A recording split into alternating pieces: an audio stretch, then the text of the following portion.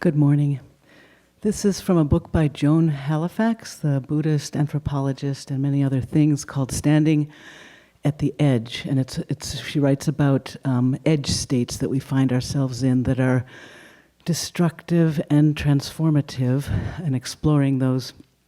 And I was drawn to it unexpectedly because I'm finding myself in an edge state in a particular area of my life.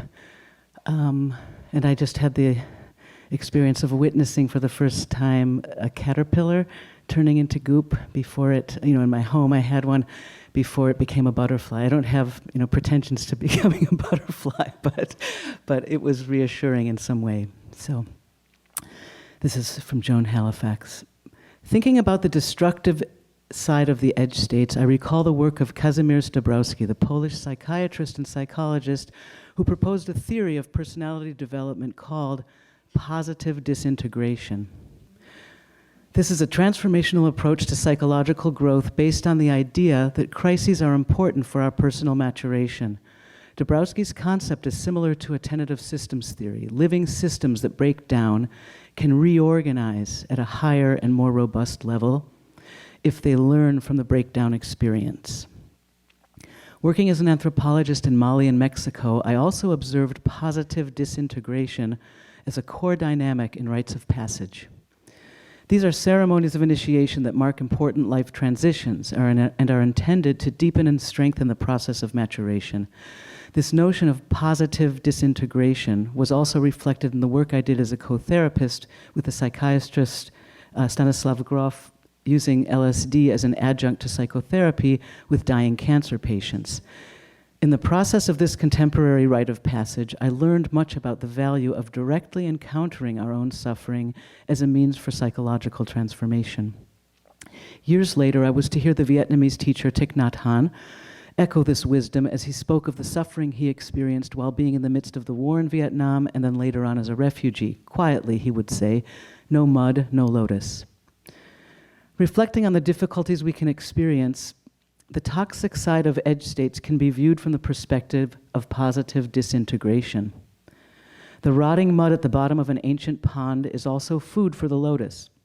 Dabrowski, Grof, and Tay reminded us that our suffering can feed our understanding and be one of the great resources of our wisdom and compassion.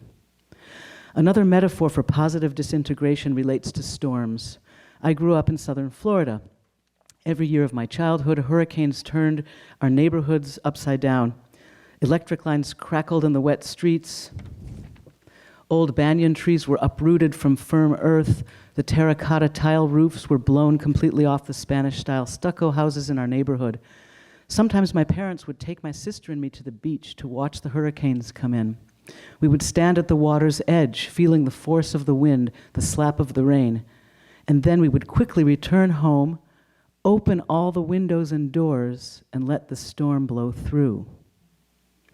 A geologist whose special area of research was the study of beaches was being interviewed during a massive hurricane that was slamming into the Outer Banks of North Carolina. The geologist told the journalist, "I'm excited to get out to that beach as quickly as I can." After a pause, the journalist asked, "What do you expect to see out there?"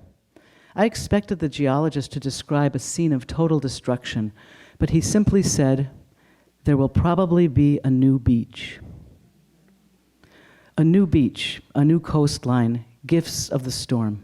Here at the edge, there is the possibility of destruction, suffering, and boundless promise.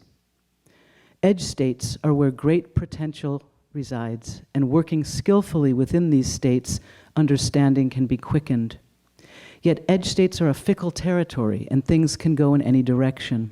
Free fall or solid ground, water or sand, mud or lotus. Being caught in strong wind on a beach or a high ridge, we can try to stand strong and enjoy the view. If we fall off the edge of our understanding, maybe the fall can teach us how important it is to keep our life in balance. If we find ourselves in the mud of suffering, we can remember that decayed matter feeds the lotus. If we are pulled out to sea, perhaps we can learn to swim in the middle of the ocean, even in the midst of a storm. While there, we might even discover how to ride the billowing waves of birth and death with compassion.